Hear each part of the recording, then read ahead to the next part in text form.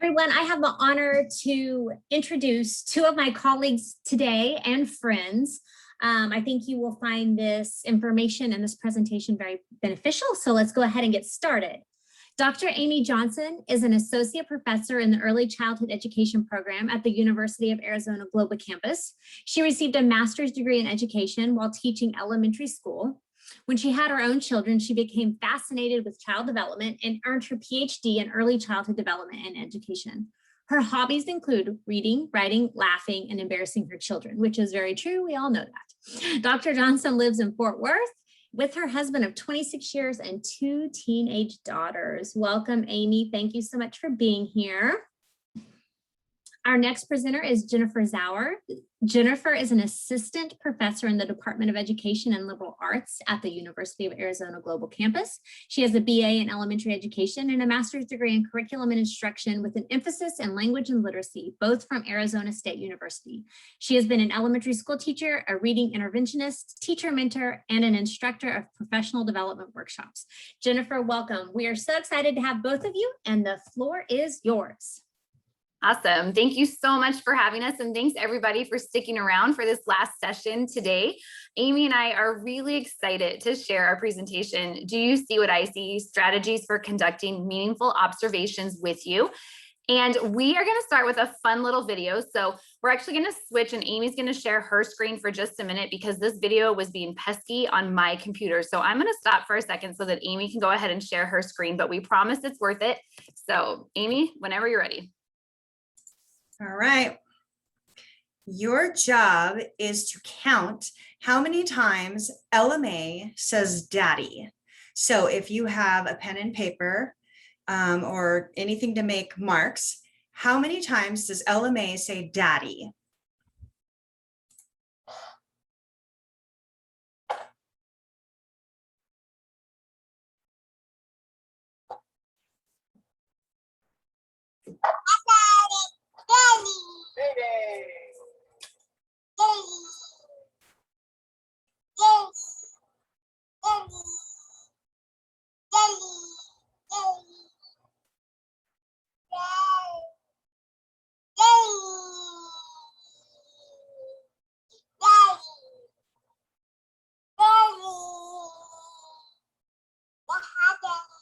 Hi, baby.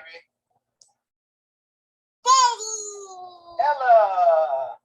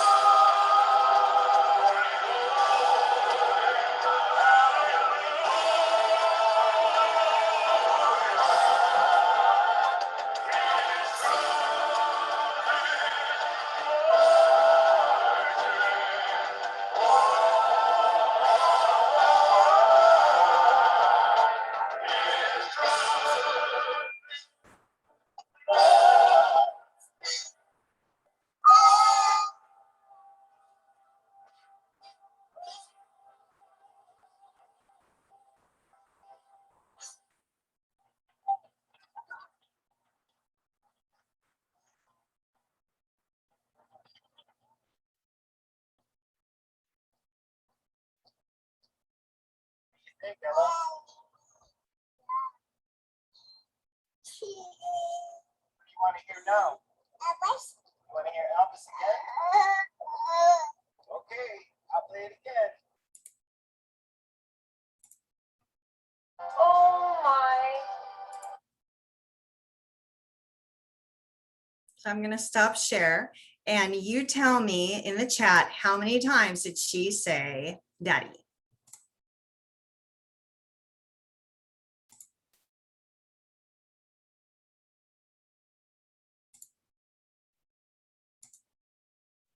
Okay, I have, someone said several, 35, at least 30, 45, 35, 36, 32, but I lost audio for a minute, 29, 38, 30, 37. So you can see that we have vastly different numbers, even though we all watched the same video, we made the same observation. So what are some of the reasons why we might have different numbers? And someone already posted, I lost the audio for a minute, so I might have missed some. What other reasons? The sound was lagging. Attention span. I was focused on trying to hear the song. A lot of times you couldn't tell if she was saying daddy, there we go, waiting to hear the word daddy. You couldn't tell if she said dad. Does that count? Did she say dad and did it trail off? Lindsay says you could interpret the words or the sounds wrong. That's exactly right. So our observations weren't right or wrong. We just need to document our observations to say why we're coming to these conclusions. So that's the importance of documenting observations well. And that brings us to our objectives. We're going to explain the importance of observation and provide strategies for meaningful observations, practice conducting observations, and discuss what to do with those findings. All right, so let's get started with what are observations? Well, observations are one of the most widely used forms of documentation and assessment in the field of early childhood education. This is exactly what early childhood educators do when they're seeking out information about the needs of the kiddos that they're working with. We watch and we record what we're seeing and what we're hearing happening in order to better understand the needs of the kids that we're working with, right? This is what we do every day in our work. And one of the biggest reasons why we use observations is because they're developmentally appropriate, right? There's many different reasons why observations are considered developmentally appropriate forms of assessment. One reason is because they can be done when kids are engaged in natural play. We know that play-based learning is one of the best ways to help kids achieve and meet their developmental milestones. So if kids are engaged in natural play, if they're engaged in experiences that they would take part in every day anyways, it's a great way to be able to observe, because we can just watch what kiddos are doing during play and then use that information to help us make decisions about instruction. The reason that observations are developmentally appropriate is because they take place when kids are already engaged in experiences. They take place where kids are comfortable.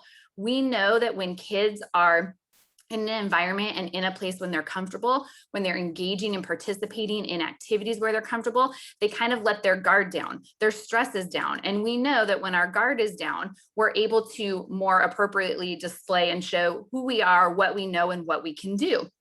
So observations are developmentally appropriate in the sense that we're just observing what's going on and happening in an environment and a place where our kids are already comfortable. Because of this, observations place little or no stress on kiddos when we're conducting them. Many times, if we were to call a kiddo back for an assessment, even at a young age, they can sense that we're trying to figure out maybe what they know or that something's going on. And when we conduct observations as our form of assessment, then we're just simply watching what's happening, and any potential little stress related to assessment kind of is taken off the table. And many educators are also able to make observations a part of their daily routine. And this is so important. We're so busy when we're in our learning environments working with young kiddos that we want to make assessment a part of our daily routine. We want assessment to be something that's easy and accessible for us to do. And observations do this. We also know, if we think about the knowledge that we have as early childhood educators regarding child development and milestones, that our milestones aren't separated into these separate categories, but they really are all interconnected and play together. And so when we conduct observations, it lets us see each domain separately, but it puts it all together so that we can really look at the whole child and see how they're developing. And these are just a few of the reasons why observations are considered a developmentally appropriate form of assessment and are so powerful for us to use when we're working with young kiddos to help them continue to grow and develop and meet their milestones. So why do we want to conduct observations? Well, it kind of is similar to what we just talked about if we think about why observations are developmentally appropriate, but there's several reasons why we want to do observations. We know they're developmentally appropriate, but they let us see what the kids we're working with know and what they can do, right? If we know what our students know and we know what they can do, then it gives us the opportunity to create meaningful goals with those kiddos and for those kiddos that we can work towards helping them master. Observations also let us see what the kids we are working with each day are interested in. If we take time and we stop and we sit back and we observe, we can see what areas of our learning environments our students gravitate towards, or maybe even the ones they don't go to, or who they like to play with. And then we can use this information to help us make informed decisions about the types of opportunities that we provide in the future to help support success for the kids that we're working with. We can use observations to give us insights into how the kids we're working with learn. For example, we might notice from our observations that a child who's in our learning environment is always going to the block center or to play with the Legos. And we could pick up on the fact that they really like to build things. So then we could take that information and we could use it to plan activities that were centered around building or figuring out how things work, because we know not only is that what our kids are interested in, but that also that's a way that they learn. They learn through those hands-on opportunities. Observations also give us the chance to align the strategies we are using with the needs of our students. So let's say, for example, that you have a 3-year-old who you've noticed from your observations is struggling to engage appropriately with their peers. You could then use this information as you're planning strategies geared towards partner or small group learning activities, and make sure that you're providing opportunities that require peer interaction so that you can help to support that child or any kiddo that's maybe struggling in that area. Observations also give us a chance to think about how the instructional practices we're using in our classroom align with the theories that we know that help us to understand how kids grow and how kids develop. So think about things such as Piaget or Vygotsky, right? We know from Piaget that during the pre-operational stage of development, children are able to think about things symbolically. This means that we might see children using a stick like a toy sword, or they're using the arms, going around the room, using their arms, pretending like they're flying on a plane. And whether we do or don't see these things happening in our classrooms, it helps us to know where our kiddos are at with their stages of development. Are they moving and progressing through those stages of development? Do we need to provide some more support? And it helps us to guide those decisions that we're making to ultimately support their growth.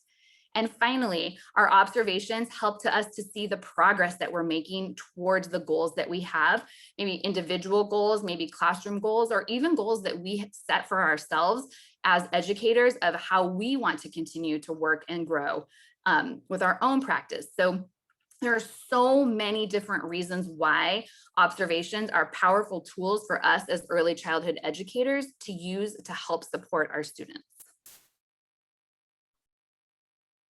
One error we frequently see in observations is subjective versus objective information. Subjective means that you're going to read into the situation. You bring your own opinions into the observation. Subjective language also evokes emotion in the reader, which is something you don't want in an observation report. Objective information is just stating what you saw and what you heard. You didn't read into the situation, you didn't share personal opinions or lead your reader to feel one way or the other. Let me share an example of using subjective language in an observation. One of my first assignments as a PhD student was to write an observation on a toddler. I chose a 1-year-old boy at a birthday party.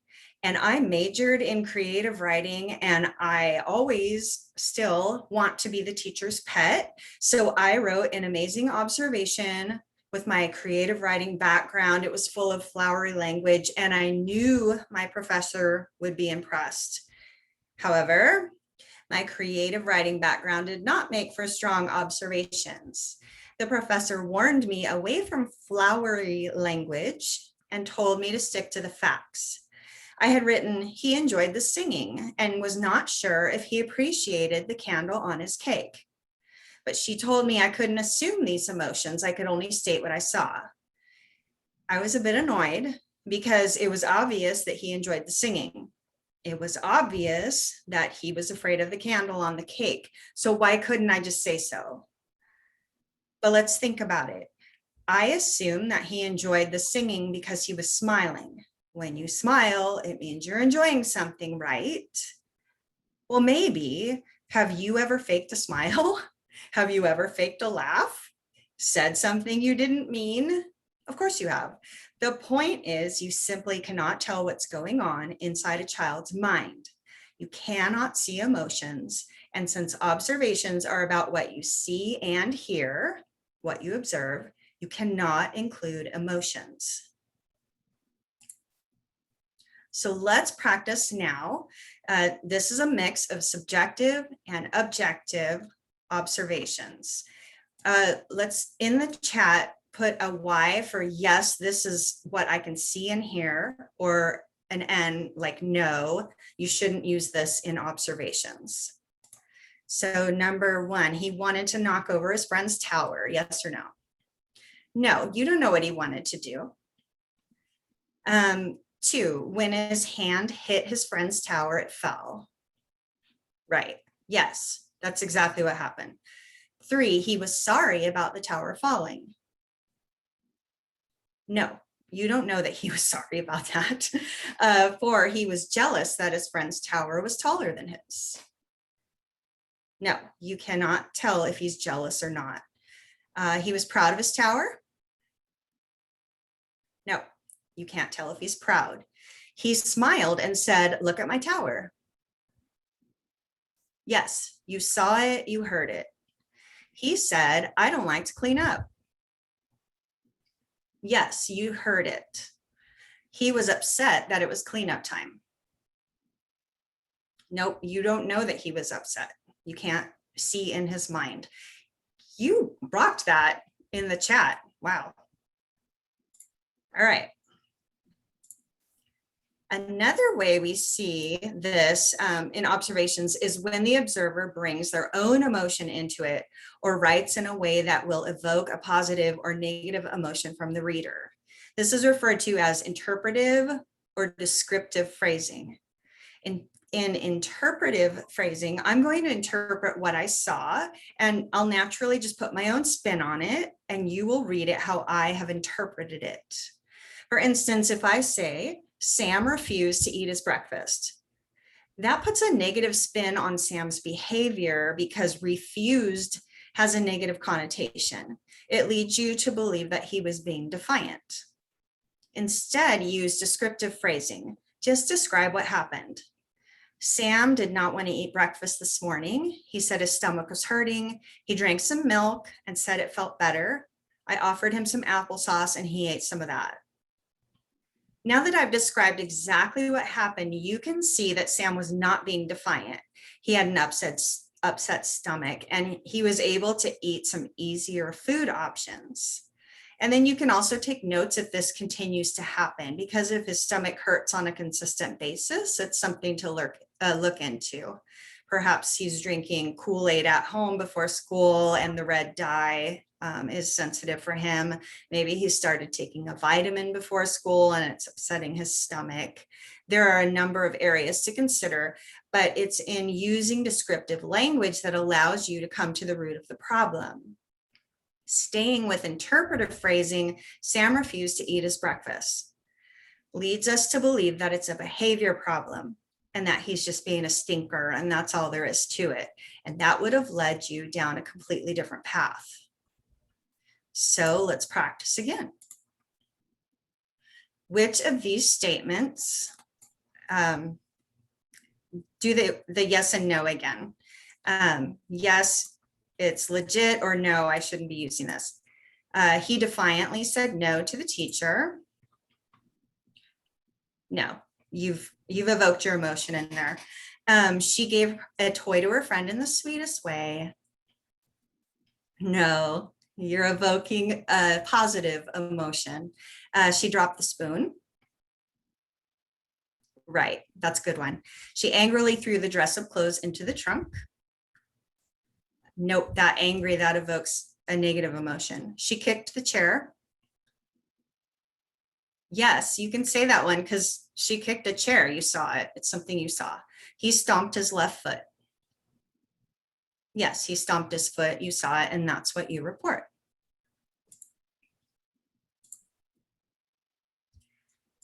And we observe at different times for different purposes. An intentional or planned observation is just what it sounds like. It's planned out ahead of time, and you might be looking for specific things. For instance, if you have an observation planned for block time, you'll most likely see gross motor skills of the arms and fine motor hand skills. If children are working together, you might see language and social emotional skills. When you review your observation, you might notice that you couldn't observe gross motor skills in the legs because the kids were seated. And so at that point, you might plan your next observation for a different time or environment, like the playground, to see more gross motor skills in action. Spontaneous observations can also happen. For instance, when you're outside for free play, you notice Allison playing hopscotch. You know that one of the items you have not observed is Allison's hopping on one foot. So when you happen to see it spontaneously, jot down a note and transfer it to our chart later. Both types of observations have a place and purpose, and when used together, they paint a clearer picture of overall development. Okay, so you might be thinking, oh my gosh, Jen and Amy just shared so much with us. Spontaneous, planned, objective, subjective, etc. And so we know there's a lot that go into observations and to being able to successfully complete observations. And we know that it takes practice to become an expert at observations. So we have a few tips that we want to share for you to keep in mind about observations when you're using them as a form of assessment.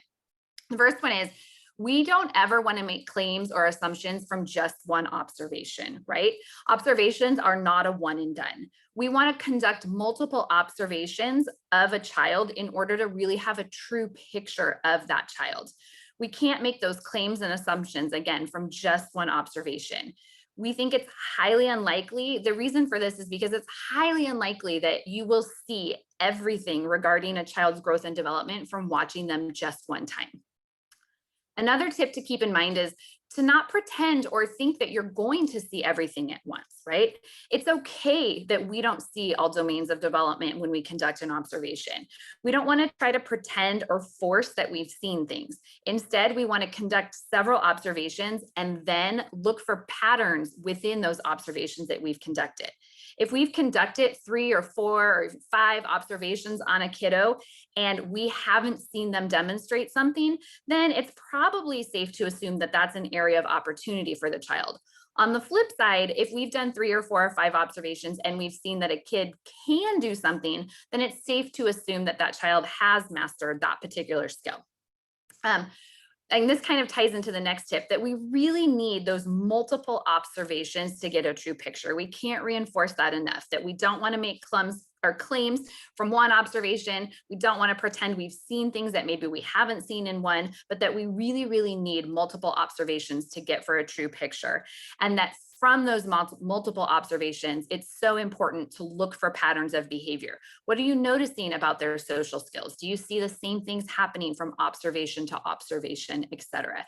So these tips are there to help keep you feeling more comfortable about doing observations, and to know that it's okay if you don't capture everything every time you observe, because we put multiple observations together in order to paint a picture of a kiddo and what they can do and where we might need to provide some more support. So the other thing that's really important, and this relates to some of the ideas that Amy shared earlier, is that our language matters when we're talking about observations, and particularly our language matters when we're sharing the results from the observations we've conducted, right? When we conduct observations, we're going to share those results with colleagues. We're going to share them with parents or caregivers, and we might even have to share, not even might, but we do share those results with the administration that we're working with. So it's important to keep in mind the language that we're using. One thing that's really important to keep in mind, and this applies to any time that we're working with kids and not just observations, but we want to make sure that we're using person-first language, right? Person-first language helps us to maintain an environment of respect. It is considered a more accurate way of speaking about people. And the reason it's called person-first language is because it puts a person, or in this case, the child that we're observing, before any disability or disorder that they may have. It's really important to consider this when we're sharing our assessment information, whether we're sharing it with colleagues or families or administration, because a child with a disability or a disorder is more like their peers without disabilities than their peers, or I'm sorry, is more like their peers without disabilities or disorder than their peers who might have them.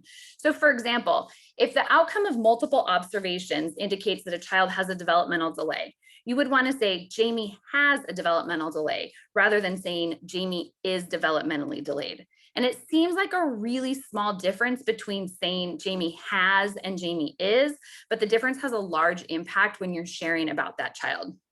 And equally important when we're talking about sharing assessment results is the difference between using the words typical and atypical, right? Think about if many of you probably are parents, or think about if you were sharing with a parent and you hear their teacher or someone say whether they're developing typically or atypically, it's not as well received as if we say things like they're meeting milestones or they're working towards meeting milestones. So we want to be cognizant of the words and the language we're using when we're sharing about observation results.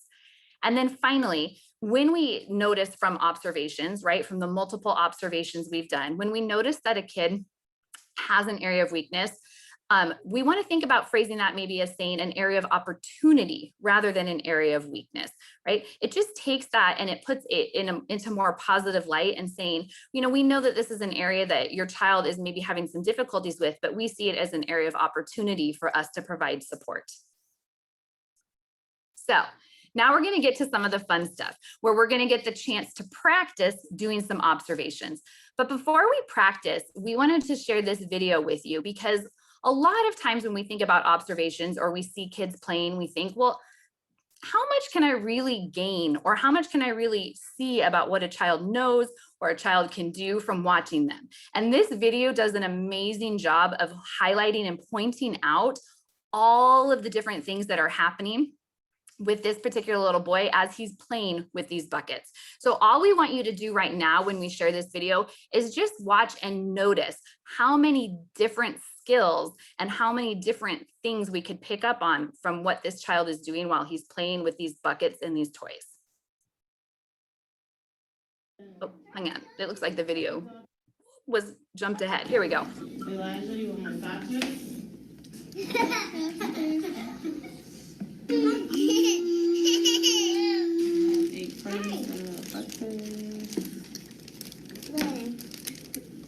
Make sure he's all clean.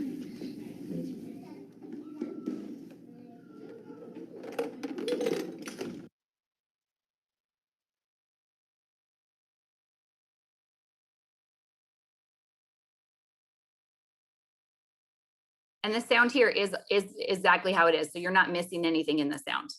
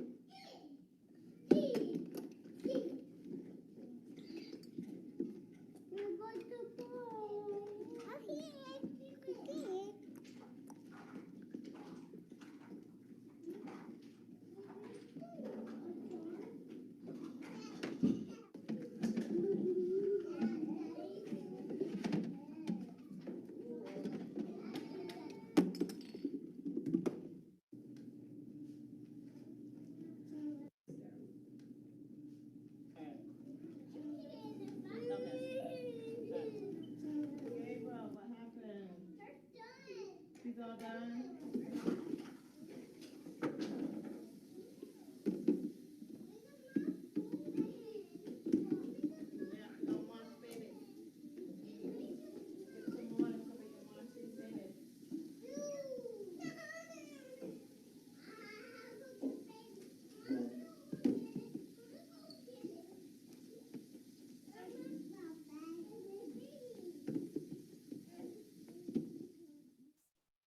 So you could see from that video with Elijah, it looked like he was just playing with buckets, but really he was stacking, he was playing with sound. He was trying to problem solve and figure out how he could get that bucket to fit in the cubby. He realized there was a toy in the way and he had to move the bucket out of the way. He was stacking, he was lifting, which gives you indications on how he's doing with fine motor skills or gross motor skills. So observations are really powerful tools when we sit and we write down everything we see and hear happening, and then we stop and we take a minute to step back and reflect on, because I saw this, what does it tell me about what this child can do? Because I saw this, where might I need to provide opportunities to continue to help support Elijah along the way? So we're going to do a little bit of practice. I'm going to turn this over to Amy, and she is going to give some directions for this particular video. Go ahead, Amy.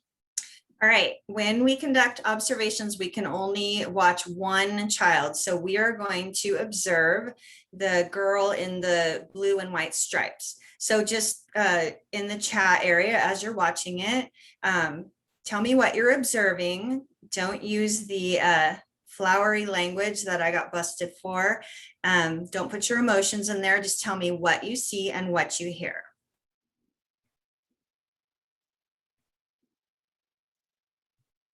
There it goes. My hands all good. I don't know why they're all jumped ahead. Here we go. Take You two. want to touch it, Elliot? See how the dirt is? Look on this I side. like it. Would you like some more, I like it too. Look on this side. It's grass. Give me an tomato.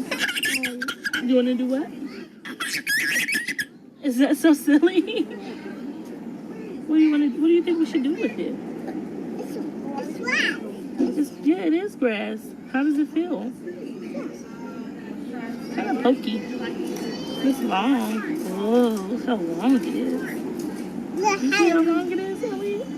What do you think about that? Tell me what you think about that grass coming out. I see a red tomato plant. You want to go make something? You want to go make a plant? Okay, where should we put it? Do you want to walk around and find a spot to put it? Yeah. Okay, okay. Ellis is gonna hold it, and then I guess me and Elliot, we can walk around, and you can too to find a place to plant it. What about right here? Yeah, you want to put it right here? Okay. You want to help me cover that with some mud? Yeah. You want to help Elliot put some mud around it so we can plant it? You come on this side. You want to get down and help me put some mud on it? See, we can take our fingers and just... Look, my legs. Did your leg get all dirty? It's okay. See, look at my hand. It got all dirty. It's okay. Oh, thank you. See, we'll put some mud around it and plant it. Do you think it will grow more? Yeah, it will grow more. My hand is all dirty. Yeah, my hand got all dirty too. My hand's all dirty. My hand's all dirty too. That's so My funny. hand is all dirty. Your hands are all dirty just like mine and just like Ellis's. Our hands get dirty when we play in the mud because it's all wet.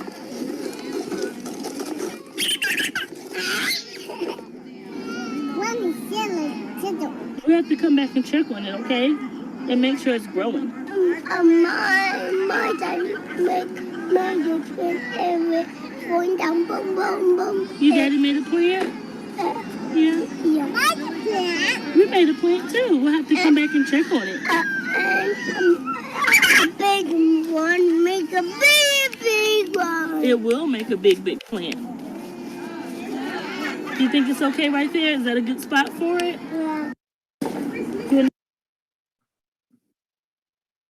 Okay, so we had several things in the chat.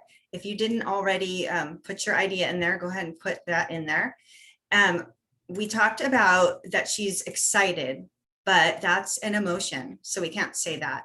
And I asked, why do you think she's excited? And the answers were her laugh. So instead of saying she's excited, you would say she laughed when, she squealed when, just like that. So now, what might you watch for in your next observation?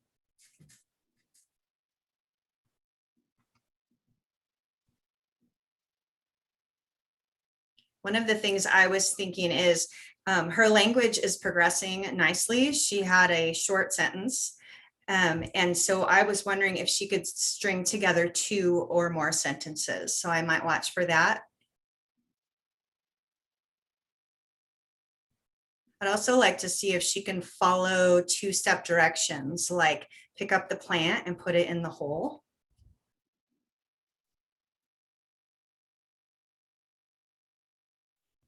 A third thing I was thinking of is that she was walking well, especially because she was holding that plant while walking. So I might look to see if she can run in my next observation. And how does this drive tomorrow's instruction? Well, I would include the skills that I saw her perform, like the conversation strategies, reaching for things, walking while holding items. I'd include those in the lesson, but take them a little step further. A longer conversation or reaching for further items, etc. Awesome.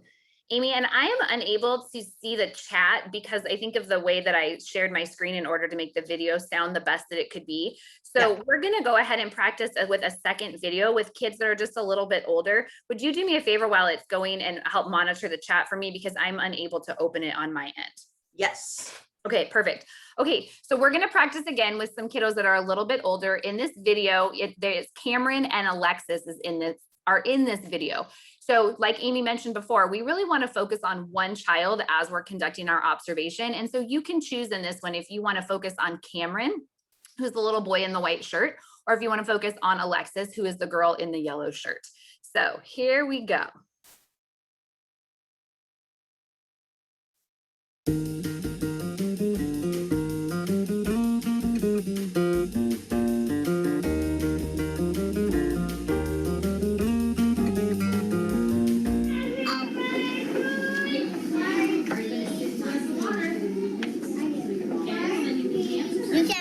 This longer. You can make this big. You can make this longer. You can make this long. You can make this most as well. Hey, I got that. Yeah.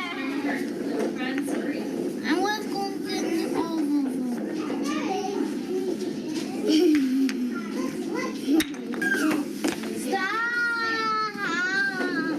Stop, Cameron. I do not like that. No. I get out. Yes. I got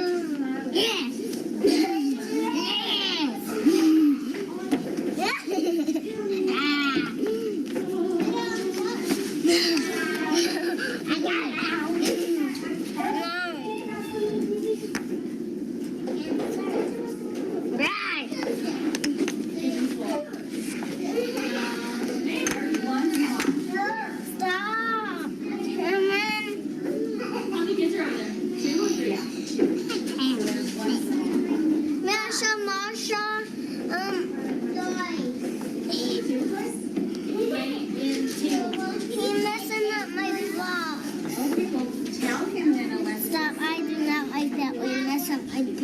Keep my blocks safe.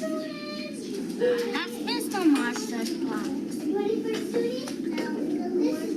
But I'm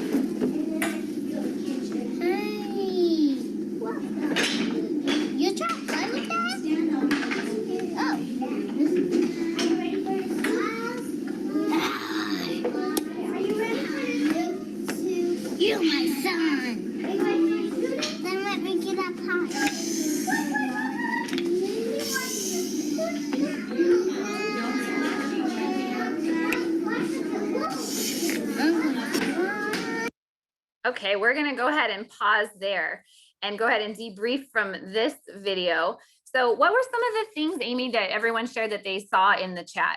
Again, I can't see it. Yeah. Cameron made the lion walk and roar. Alexa said, I do not like it when you mess up my blocks.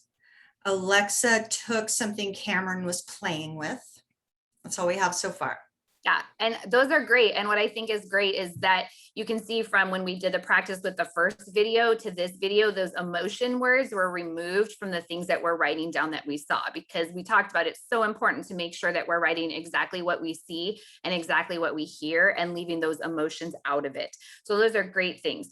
I wrote down, Cameron was stacking the block tower. Alexa said, you can get it longer, you can make it this long, you can make it longer. And she was adding bricks to the floor mat. So there's lots of things that were going on and happening with language skills, with those fine motor skills of building their roads and their paths. There were even some social emotional skills that I saw in there with Cameron saying, or I'm sorry, Alexa saying, stop, I don't like it when you do this. And then, so there were lots of different domains that we could see. What might we look for in our next observation? What does anybody think about that? What might be some things that we would look for and watch for in further observations, whether you chose to focus on Alexis or you chose to focus on Cameron?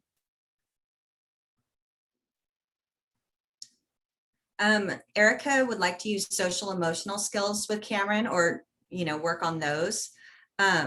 Bridget said Alexa could ask before she took a toy. Yeah, absolutely. I wrote down that too was my primary focus, was those social emotional skills, thinking that Cameron, you could see when he didn't get the brick he wanted, then he took his brick and he knocked his tower down. So we could talk about what could we do differently if somebody doesn't give us something that we want. And there were a lot of good social skills that could happen. And I would think maybe those might fall more into that third question on here of what did you notice that could impact tomorrow's instruction?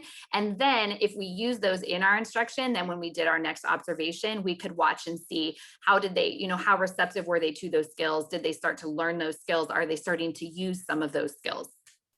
All great ideas and thoughts. And just again, that reminder of even within one observation, we could see social emotional skills, we could see some fine motor skills, even things when I think about what Alexis was saying, you could make it long, you could make it longer. It shows me she's starting to understand the difference between long, longer, and longest. And so it lets me know that she understands how to use that language appropriately and that she sees the differences between those three words as well.